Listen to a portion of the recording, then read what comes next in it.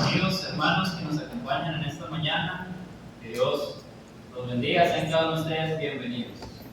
Mi deseo, hermanos, en esta mañana es que el Dios que habita en las alturas habite en el medio de esta congregación y more en el corazón de cada uno de ustedes. Amén.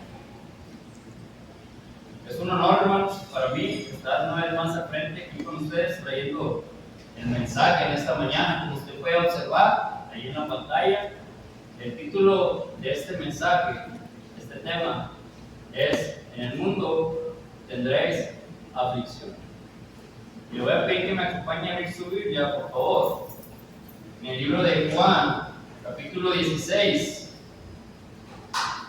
Juan, capítulo 16, versículo 33. Juan, capítulo 16, versículo 33. Y dice de la siguiente manera: estas cosas os he hablado para que en mí tengáis paz. En el mundo tendréis aflicción, pero confiad, yo he vencido al mundo. ¿A quién le gusta hablar de aflicciones? ¿A quién le gusta hablar de problemas y situaciones difíciles en nuestra vida?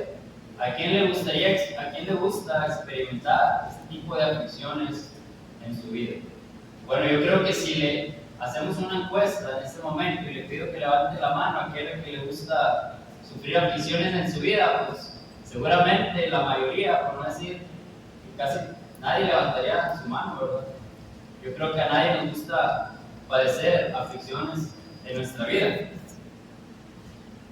Ahora, cuando hablamos de aflicciones, hermanos y amigos, de aflicciones, al menos desde el punto de vista de nuestra lección, nos referimos a sufrir aflicciones por causa de Cristo. Cuando el cristiano tiene aflicciones en su vida, acerca de cuando el cristiano tiene momentos difíciles en su vida, cuando el cristiano decide poner a Dios en primer lugar sobre todas las cosas, el cristiano debe sufrir aflicciones por causa de Cristo, no por causa del pecado. Fíjense lo que dice Primera de Pedro, capítulo 4, versículo 15, dice que así que ninguno de vosotros padezca como homicida, o ladrón, o malhechor, o por entrometerse en lo ajeno. El apóstol Pedro nos está diciendo, ¿verdad?, aconseja a los creyentes a que no suframos, a que el sufrimiento no debe ser por causa del pecado. El sufrimiento del cristiano no debe ser por causa del pecado, no debe ser consecuencia de las malas acciones. Por lo tanto, hermano y amigo, con esto en mente, le animo a cada uno de ustedes, en el nombre del Señor, a que por favor consideremos cuidadosamente esta lección. Que consideremos lo que vamos a aprender, lo que el Señor tiene para decirnos en esta mañana. Porque este tema, hermanos, es algo que todos los cristianos y todos en general debemos de conocer muy bien. Es un tema que todos debemos de conocer muy bien. Todos los cristianos, hermanos y amigos, todos los cristianos que no se preparan espiritualmente en su vida para pasar por momentos difíciles, para pasar por momentos de aflicción, o no reconocen que los van a sufrir algún día en su vida, bueno, pues terminan abandonando su fe. Y hemos visto muchos casos, ¿verdad?, de personas, de hermanos, que cuando sufren algún momento difícil en su vida, se apartan del camino. Y de repente los vemos un día, muchos años, y de repente, de un día para otro ya no están con nosotros. Terminarán abandonando su fe cuando se encuentran en medio de las aflicciones. Muchos hermanos han dejado el cristianismo por motivo de las aflicciones, y este fue el caso de los cristianos en el primer siglo. Usted recordará que la iglesia primitiva sufría persecución. En el principio la iglesia primitiva sufría persecución, es decir, que los estaban cazando para matarlos, para llevarlos a la cárcel, ¿verdad?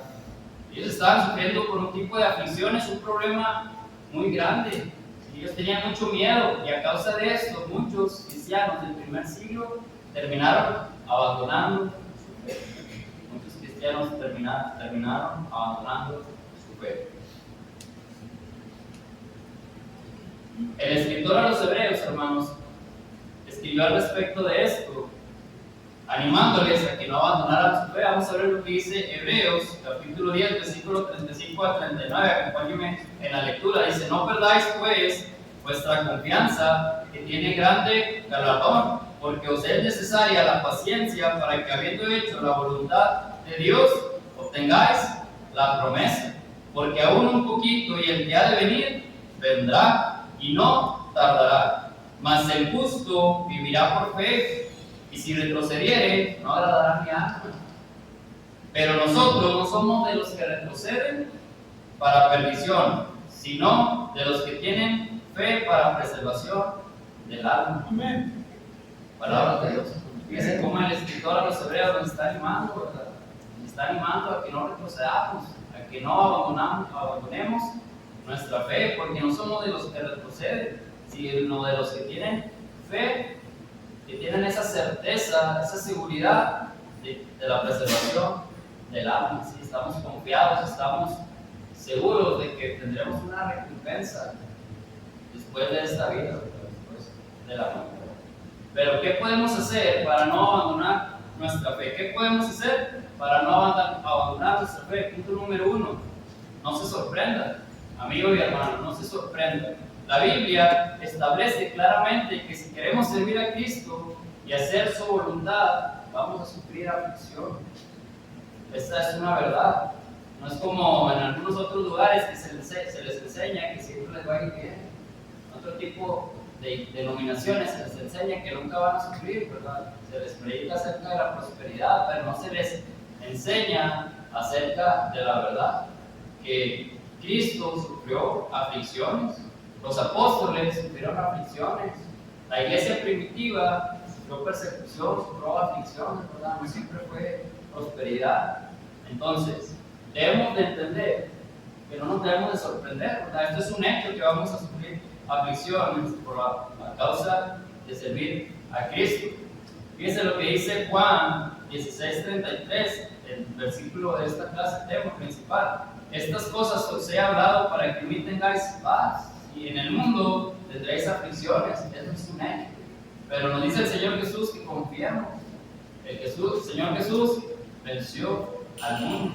Y cuando Él fue crucificado, creía el pueblo, la gente, ¿verdad?, que había triunfado. Satanás creía que había vencido, ¿verdad?, Jesús, que lo había derrotado. Pero estaba completamente equivocado, ¿verdad?, porque había una promesa, ya estaba profetizado que Jesús iba a vencer la muerte cuando resucitó, y a través de ese sacrificio es que nosotros podemos ser salvos y tenemos esa promesa de vida eterna. Fíjense lo que dice 1 Tesalonicenses 3:14, dice: porque también estando con vosotros os predecíamos que íbamos a pasar tribulaciones, como ha acontecido y sabéis. ¿Sí? En Hechos capítulo 14, versículo 22, se nos dice, confirmando los ánimos de los discípulos, exhortándoles a que permaneciesen en la fe, animándoles a que permaneciesen en la fe y diciéndoles: es necesario que a través de muchas tribulaciones entremos en el reino de Dios, ¿verdad? No se sorprenda, amigo y hermano, cuando sufra aflicciones en su vida, cuando tenga problemas. Mateo 5:10 y 11 nos dice: bienaventurados los que padecen persecución por causa de la justicia, porque de ellos es el reino de los cielos. Bienaventurados sois cuando por mi causa os vituperen y os persigan, y digan toda clase de mal contra vosotros, mintiendo. Bienaventurados, ¿qué dijimos que significa? Doblemente feliz, doblemente bendecido. No solamente vamos a ser bendecidos, sino doblemente bendecidos, ¿verdad? Cuando por causa de la justicia, cuando por causa de Cristo seamos perseguidos, cuando nos vituperen y nos persigan, cuando digan toda mal clase acerca de vosotros, cuando nos estén persiguiendo, nos estén echando simplemente por el hecho de ser cristianos, pues ya tenemos, dice este versículo, ¿verdad? Que vamos a ser doblemente bendecidos, que no nos desanimemos, sino que exhortemos, que nos animemos a seguir adelante en el camino. Y 1 de Pedro, capítulo 4, versículo 12, amados, no os sorprendáis del fuego de prueba que os ha sobrevenido como si alguna cosa extraña os aconteciese. Hermano, no se sorprenda cuando un problema venga a su vida. Debemos de estar preparados en todo momento para cuando ese tipo de circunstancias lleguen a nuestras vidas. El Antiguo Testamento también lo ejemplifica. Por ejemplo, ¿usted se acuerda de Moisés? ¿Cómo fue el pueblo que tuvo que soportar? 1 Corintios 10, 5 al 10, no lo vamos a leer, solamente lo vamos a mencionar. Bueno, pues el pueblo que Moisés tuvo que liderar era un pueblo rebelde, era un pueblo que se quejaba constantemente, era murmurador, constantemente estaba murmurando en contra de Moisés, ¿verdad? Era un pueblo idólatra, además, no lo quería como líder. ¿Cree usted que fue fácil para Moisés lidiar con este tipo de gente, con este tipo de personas? Pues no, ¿verdad? Yo creo que no. Este es un ejemplo que vemos en el Antiguo Testamento. Ahora vemos a Job, ¿sí? La pregunta es, ¿qué sufrió Job? Pero yo diría más bien que no sufrió Job, ¿verdad? Yo creo que todos los que conocemos historia, conocemos todo lo que sufrió Job. Job, hermanos, perdió todo lo material, perdió a sus hijos, perdió su salud, la comprensión de su esposa. Job era un hombre que lo tenía absolutamente todo, era rico, era bien bendecido, muy prosperado, tenía muchas posesiones, ¿verdad? Tenía su familia, tenía mucha gente, ¿verdad?, a su lado, pero de un día de repente, de un día a otro, perdió todo. Y vemos esa historia, ¿verdad? Esa historia de cómo Job sufrió este tipo de aflicción. Muchas veces en nuestra vida tenemos problemas, ¿verdad? Por un simple problema, pues ya nos desanimamos. Muchas veces ya no vamos a la iglesia y nos apartamos y nos desanimamos, ¿verdad? Pero por eso es la importancia, hermanos, de estar preparados, ¿sí? De seguir creciendo espiritualmente, de no faltar a las reuniones de la iglesia, de estar constantemente en oración, ¿sí? Para fortalecer nuestro espíritu, para estar preparados ante este tipo de problemas, cuando este tipo de situaciones vengan a nuestra vida. Y Job es un gran ejemplo de ello, de la persistencia, la perseverancia de su fe. Además, vemos otro ejemplo en José. Usted conoce la historia de José, ¿verdad? Fue un joven que sufrió también mucho. Este joven sufrió envidia de sus propios hermanos, de su propia familia, de su propio hogar. Además, fue vendido como esclavo, Génesis 37, 27 y 28. Fue acusado falsamente por la esposa de Potifar, por la esposa del faraón, y además fue olvidado en la cárcel. Vemos cómo este personaje también sufrió aflicciones por causa de seguir en el camino de Dios, ¿verdad? Por ser un siervo de Dios. Otro ejemplo de Daniel y sus amigos, ¿verdad? Esos tres personajes, Sadrach, Mesach y Abednego, usted los recuerda, cómo ellos fueron echados en un horno de fuego por negarse a adorar a un Dios pagano, ¿verdad? Por negarse a adorar a otro Dios que no era Jehová, nuestro Dios, ¿verdad? Que no era su Dios. Entonces estas personas, Daniel y sus amigos, fueron echados al horno de fuego por negarse a adorar a este Dios. Usted lo puede encontrar ahí en Daniel capítulo 3, versículo 13 al 23. Y conocemos también la historia de Daniel y el pozo de los leones. Usted la puede encontrar en Daniel capítulo 6, versículo 16 y 17, ¿verdad? Daniel además sufrió también por servir a Dios, fue echado en un pozo de los leones. Pero ¿qué vemos en este tipo de historias, hermanos? Cómo Dios obró con estas personas, ¿verdad? Y los libró de ese problema que para el hombre pues era bien difícil salir de ese tipo de problemas, ¿verdad? Era la muerte, ¿sí? Y sabemos que para la muerte no hay solución. Bueno, para Dios, y Dios los libró de este problema. Otro ejemplo de Jeremías, el profeta Jeremías, vemos cómo sufrió muchas aflicciones por causa de su pueblo que era rebelde, en Jeremías capítulo 37.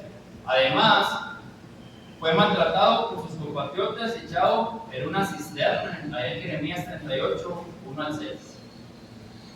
El Nuevo Testamento también lo ejemplifica, cómo sufrieron aflicciones, y vemos el ejemplo más grande de Jesús. Jesús tuvo que todo el tiempo que lidiar con los fariseos y los saduceos, este tipo de personas que siempre procuraban hallarle un error para acusarlo. ¿Qué hubiéramos hecho nosotros en una situación así? Cuando hay gente que nos acusa y que nos trata de echar en problemas por cosas que nosotros no hacemos, ¿verdad? Que muchas veces hay gente que nomás por el simple hecho de ser cristianos se enfocan en hacernos quedar mal, o solamente está viendo a ver qué hacemos mal para decir, mira, ¿y eso qué es cristiano? ¿Y eso qué es cristiano? Pues entonces en esa iglesia todos son iguales. Bueno, pues sabemos que es el enemigo, ¿verdad? Que está orando mediante ese tipo de personas para afectar a la iglesia, ¿verdad? Y afectar a su vida espiritual de cada uno de nosotros. Siempre lo va a haber, si a Jesús, ¿verdad? Que es Dios, lo trataron de humillar y de acusar, pues ¿qué nos espera a nosotros? Otro ejemplo es los apóstoles. Los apóstoles, hermanos, se burlaron de ellos en el día de Pentecostés. Usted lo puede ver allá en Hechos 2:13, cuando las personas les decían, estas personas, ellos están llenos de mosto. ¿Qué era el mosto? Era un vino dulce en la antigüedad, ¿verdad? Pero estaban tratando ellos de decir que ellos estaban borrachos, ¿sí? Que todo lo que ellos estaban hablando era locura porque ellos estaban borrachos. Fíjense cómo trataba esta gente de hacer quedar mal a los apóstoles. ¿Qué vemos con este tipo de ejemplos? Bueno, también Esteban, en Hechos 7:57 al 59, cuando fue y habló allá en el concilio, hermanos, en este pasaje, y los enfrentó, ¿verdad?, directamente, porque esta gente estaba mal, y Esteban se los hizo ver, y les dijo, son duros de servicio, ustedes no entienden. ¿Qué fue lo que hizo esta gente? Pues se enojó. En Hechos capítulo 7, versículos 57 al 59, hermanos, relata el momento culminante del martirio de Esteban. Tras un discurso donde confrontó al concilio religioso, la multitud, cuando se enojó, estaba enfurecida. ¿Qué hizo? Lo sacó, porque no les gustó que le dijeran la verdad, que le dijeran sus verdades, que ellos estaban mal, que estaban equivocados, ¿verdad? ¿Qué hizo esta gente? Pues lo echó, lo expulsó, y lo expulsó para matarlo, para apedrearlo. En este pasaje, hermanos, se menciona por primera vez a Saulo. Se dice que Saulo le entregaron la ropa de Esteban a Saulo, que posteriormente iba a ser conocido como el apóstol Pablo. Entonces vemos cómo Esteban, incluso por causa del evangelio, de predicar el evangelio, sufrió aflicciones, fue humillado, fue tratado como mentiroso, y aparte lo apedrearon, lo mataron. Pero ¿qué vemos en este ejemplo, en esta historia? Dice más adelante ahí, en el versículo 59, que aún Esteban, cuando estaba a punto de morir, volvió al cielo, ¿verdad? Y le dijo a Dios que entregaba su espíritu en sus manos, ¿verdad? Y todavía después de eso, despidió a Dios que no le tomaran este pecado en cuenta. Fíjense qué ejemplo, ¿verdad? Que a pesar de que esta gente lo odiaba y lo mató, aún así Esteban todavía le pedía a Dios que los perdonara, ¿verdad?, por este pecado. Fíjense qué ejemplo nos dejó Esteban. Otro ejemplo fue Jacobo y Pedro. Bueno, no lo agregamos ahí, pero Herodes decapitó a Jacobo y vio cómo esto agradó a la gente. Se preparaba también para decapitar a Pedro, allá en Hechos capítulo 2, versículo 4. ¿Y qué hacía la iglesia? La iglesia estaba orando.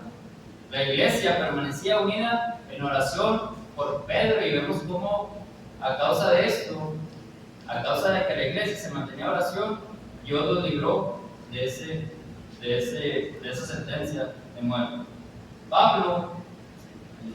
Pablo fue apedreado y dejado como muerto en Listra, ya en Hechos 14:19, y además fue azotado con Silas y puesto en la cárcel. Mas sin embargo, después lo vemos cantando himnos, y los presos los oían, ¿verdad? Los escuchaban. Como podemos observar, amigos y hermanos, muchos en el Antiguo y en el Nuevo Testamento sufrieron por causa del Evangelio. Sin embargo, el sufrimiento de ellos vino por tomar la decisión de mantenerse fieles, por la decisión de mantenerse fieles a los mandamientos del Señor. Y en cada uno de ellos se cumple lo que dijo el apóstol Pablo, allá en 2 de Timoteo, capítulo 3, versículo 12, dijo: y también todos los que quieren vivir piadosamente en Cristo Jesús padecerán persecución. Eso es un hecho, ¿verdad? Que todos los que queremos vivir piadosamente en Cristo Jesús vamos a padecer persecución. Y actualmente, pues ya no se persigue a la iglesia como antes lo hacía, ¿verdad? Ahorita podemos reunirnos, podemos estar aquí en un lugar tranquilamente, sin miedo a que nos vayan a matar o que nos vayan a echar en la cárcel, ¿verdad? Hay una gran diferencia en eso. Pero sí seguimos sufriendo de una manera diferente por causa de seguir a Cristo. Recordemos, hermanos, que no estamos solos. Dice Salmo 34:19 que muchas son las aflicciones del justo, pero de todas ellas, dice, librará el Señor. Salmo 125:1-2 dice que los que confían en Jehová son como el monte de Sión, que no se mueve, sino que permanece para siempre. Como Jerusalén tiene montes alrededor de ella, así Jehová está alrededor de su pueblo. Génesis 39:21 dice: pero Jehová estaba con José y le extendió su misericordia y le dio gracia en los ojos del jefe de la casa. Génesis 39:23 dice que no necesitaba atender el jefe de la cárcel cosa alguna de las que estaban al cuidado de José, porque Jehová estaba con José, y lo que él hacía, Jehová lo prosperaba. ¿Qué aprendemos de esto, hermanos? Que a pesar de que José estaba en un momento de aflicción, estaba en la cárcel, Dios lo seguía bendiciendo. De alguna u otra forma lo seguía bendiciendo, lo seguía cuidando, estaba pendiente de él. En Mateo 28:20 nos dice: enseñándoles que guarden todas las cosas que os he mandado, y aquí yo estoy con vosotros todos los días hasta el fin del mundo. Amén. Hebreos 13:5 nos dice: no te dejaré ni te desampararé. ¿Qué pues diremos a esto? Si Dios es por nosotros, ¿quién contra nosotros? Romanos 8:31. Recordemos, hermanos, que el cristiano debe gozarse en las aflicciones. Santiago 1, capítulo 1, versículo 2 dice: hermanos míos, tened por sumo gozo cuando halléis por diversas pruebas. Qué difícil ha de ser, está difícil, ¿verdad?, cuando estamos pasando por un momento de aflicción en nuestras vidas. Sí, yo creo que todos hemos sufrido algún problema, alguna aflicción en nuestras vidas, ¿verdad?, en la que hemos puesto a prueba nuestra fe. Como lo mencionábamos, es difícil preguntar a quién le gustan las aflicciones, pero yo creo que a nadie le gustan las aflicciones, pero es necesario, porque es la prueba, de la fe que tenemos nosotros como cristianos. Yo me acuerdo que cuando yo estaba en la escuela, llegaba la hora del examen, ¿verdad? Y si usted le duele el estómago, o va a afectar a todo el cuerpo, ¿verdad? No solamente la parte del estómago, va a afectar a todo lo demás. Es importante que la iglesia esté orando los unos por los otros. Después, hermanos, debemos de recordar que después de la aflicción viene la recompensa. Dice Apocalipsis 2:10: no temas en nada lo que vas a padecer. He aquí el diablo echará a alguno de vosotros en la cárcel para que seáis probados, y tendréis tribulación por 2 días. Pero dice: sé fiel hasta la muerte, y yo te daré la corona de la vida. Debemos de entender, debemos de comprender que después de la aflicción va a venir la recompensa. Santiago 1:12 dice: bienaventurado el varón que soportó la tentación, porque cuando haya resistido la prueba, ese recibirá la corona de la vida que Dios ha prometido. ¿A quién? A los que le aman. Qué hermoso, ¿verdad? Qué hermoso, esa es la promesa que nos está haciendo el Señor Jesús. Debemos de tener siempre en mente esto, hermanos. Recordemos que cuando estemos pasando por una aflicción, algún momento de prueba en nuestra vida, es parte de la vida del cristiano, ¿verdad? Pero después de eso, una vez que hayamos salido de este problema, de esta situación, va a venir la recompensa. Y es una promesa que el cristiano debe tener siempre en mente y debe estar siempre confiando en el Señor. Como conclusión, en esta mañana, hermanos, hemos visto el tema. ¿Qué hora era el tema? en el mundo tendréis aflicción. Pero ¿qué podemos hacer para no abandonar nuestra fe? Bueno, vimos que en el punto número 1 no debemos de sorprendernos. Si es un hecho que vamos a sufrir por causa de Cristo, debemos de recordar que no estamos solos. No debemos de gozarnos en los problemas, en las aflicciones, en los momentos difíciles. Es un privilegio, hermanos, sufrir por causa de Cristo. En la mayor parte de las ocasiones, las aflicciones son de beneficio espiritual para cada uno de nosotros. Además, debemos de recordar que debemos de apoyarnos a la iglesia. Debemos de tener esa confianza de que si en un momento usted está pasando por algún momento difícil en su vida, usted puede apoyarse en la iglesia. Y la iglesia va a estar ahí para usted, porque recordemos que todos somos parte del mismo cuerpo, somos hermanos en la vida. Después de la aflicción, ¿qué dijimos que viene? La recompensa. Viene la recompensa. Por medio de estos pasajes, hermanos, nos damos cuenta que Dios tiene un plan, tiene un galardón reservado para cada uno de nosotros en los cielos, para todos aquellos que retienen su lealtad ante Él, para todos aquellos que están firmes y confiando en el Señor, aún en medio de la persecución. Colosenses 1:5. Si usted, amigo y hermano, desea recibir esta bendición, ¿qué debemos de hacer? ¿Qué necesitamos hacer? Si usted es bautizado, si usted ya ha sido bautizado, pues permanezca fiel. Le animo a que permanezca fiel en el camino del Señor. ¿Sí? Permanezca fiel. Y le animo a que permanezca gozoso a través de los problemas, ¿verdad? Porque todo tiene un propósito en nuestras vidas. Y si usted no ha sido bautizado, amigo y amiga que nos acompaña en esta mañana, la invitación es esta: que usted venga al Señor, que entregue su vida al Señor, ¿sí? Para que usted reciba esas bendiciones que Dios tiene para cada uno de nosotros, que usted pueda acceder a esa recompensa que Dios nos ha prometido a cada uno de nosotros, que es la vida eterna. ¿Qué espera, amigo y amiga que nos acompañan para tomar esa decisión en su vida? Jesús dijo: en el mundo tendréis aflicción, pero confiad, yo he vencido. Que Dios los bendiga. Amén.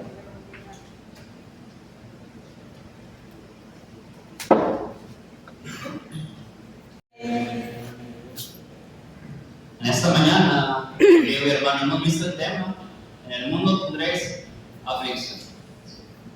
Vemos cómo el mundo hoy en día ofrece una paz momentánea.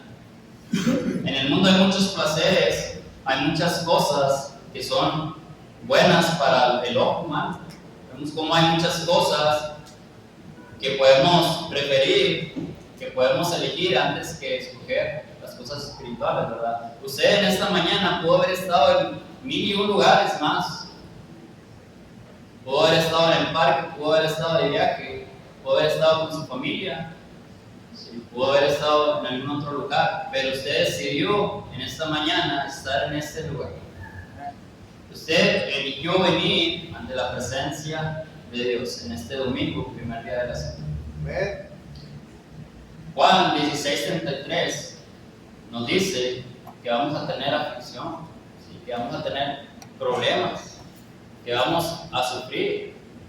Y esa es una verdad, amigo y hermano que nos acompaña. En algún punto de nuestra vida vamos a tener problemas, pero hay una gran diferencia entre sufrir los problemas solo, sin Dios y con Dios. Es una diferencia muy grande. Y usted no me lo va a dejar mentir, hermano, en el Señor. Todos vamos a sufrir problemas en nuestra vida, pero ¿qué nos dice Jesús? Confiar. Confiar. Hebreos 11:1 dice: después la certeza de lo que se espera, la convicción de lo que no se ve. Esa es la fe. Esa es la fe que el cristiano tiene. Esa es la fe que el cristiano tiene cuando viene al Señor y acepta a Cristo como Salvador y está confiado de que hay una promesa para usted y para mí, ¿verdad? Que es la vida eterna, y es esa corona de vida que Dios tiene preparada para cada uno de nosotros, que estamos firmes en el Señor y que amamos su venida. La invitación es esta, amigo y amiga que nos acompañan, ¿verdad? Es una verdad que vamos a padecer momentos difíciles en nuestra vida, pero el Señor Jesús nos dice, confiad, yo he vencido al mundo. Entonces la invitación es esta: si usted está decidido, si usted está pasando por algún momento difícil y usted reconoce que necesita la ayuda de nuestro Dios, si usted reconoce que sin Dios no somos nada y que Dios es el único que puede ayudarnos a resolver todos nuestros problemas, y Dios es el único que nos puede dar esa paz que dice que no como el mundo la da, ¿verdad? Es muy diferente la paz que tenemos con Dios. Pero lo único que tiene que hacer es reconocer y entregar su vida al Señor para recibir esa paz que el mundo no la da, solamente Dios la da. Entonces la invitación es esa: si usted tiene el deseo de entregar su vida al Señor, pase al frente para ser bautizado y ser convertido en una nueva criatura, nacer de nuevo y venir a formar parte del cuerpo de nuestro Dios. Entonces la invitación es esa. Dejamos continuar con la tercera.